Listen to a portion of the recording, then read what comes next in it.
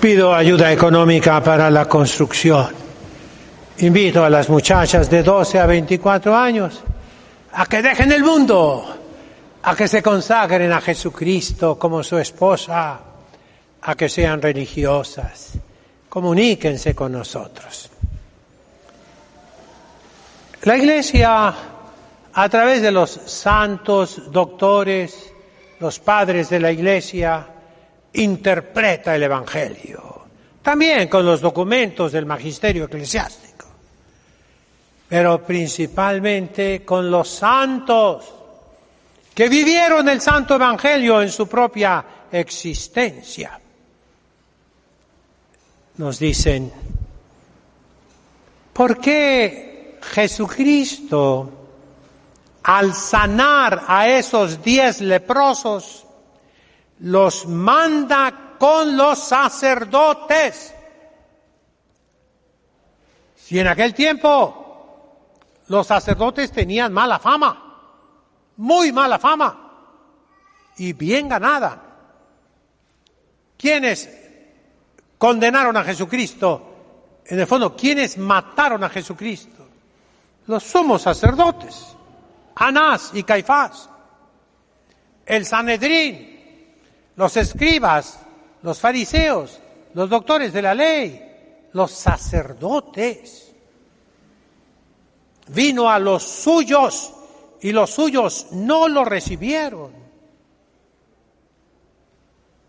Los sacerdotes, sin embargo, habían sido puestos por Dios, según la ley de Moisés. Eran los que dictaminaban si una persona estaba limpia de la lepra o seguía teniendo lepra.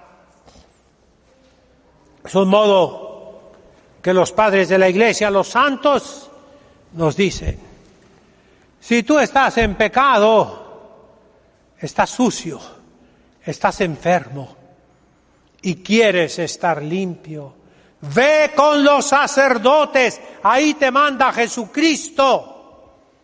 Y lo vemos con la Santísima Virgen de Guadalupe. A Juan Diego lo manda, no con los gobernantes españoles, no con los antiguos reyes de los aztecas, no con las asambleas del pueblo, sino con los sacerdotes. El día de hoy lo mismo. Para obtener el perdón de los pecados, Jesucristo quiso condicionar esa obtención del perdón de los pecados, que dependa de los sacerdotes, dice el catecismo, para confesarse bien, examen de conciencia, dolor de corazón, propósito de enmienda, decir los pecados al confesor y cumplir la penitencia que te dé el confesor. Es la absolución del sacerdote. Sea quien sea el sacerdote, aunque ese sacerdote esté en pecado mortal, aunque sea indigno, si es auténtico sacerdote, te da el perdón de tus pecados. Tengamos fe, mis hermanos. Cuántas personas se quejan de los sacerdotes, y con justa razón, que el padre cambió las ceremonias de la misa, que el padre da la comunión en la mano. Ahora, obispos, sacerdotes, que bailan en el altar. Pero si son auténticos sacerdotes, la misa es válida. La Sagrada Comunión es el cuerpo y la sangre de Cristo. Y tú no vas porque el sacerdote sea santo. Y tú no te retiras porque el sacerdote sea pecador. No.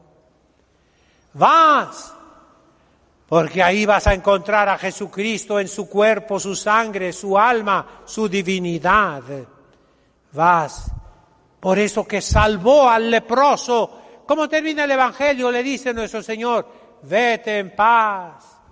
Tu fe te ha salvado. te ha dado la vida. Anoche vi este texto en arameo, la lengua que hablaba Cristo. Dice, tu fe te dio la vida. Esa es la salvación. La vida, ¿cuál vida? La vida eterna, que es continuación de esta vida.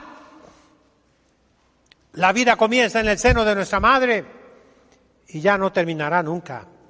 Somos inmortales, no somos eternos, porque tuvimos principio, pero somos inmortales, porque no vamos a tener fin. Y esta vida se va a transformar, dice el prefacio de los difuntos, vita mutatur non tollitur. La vida se cambia, no se quita.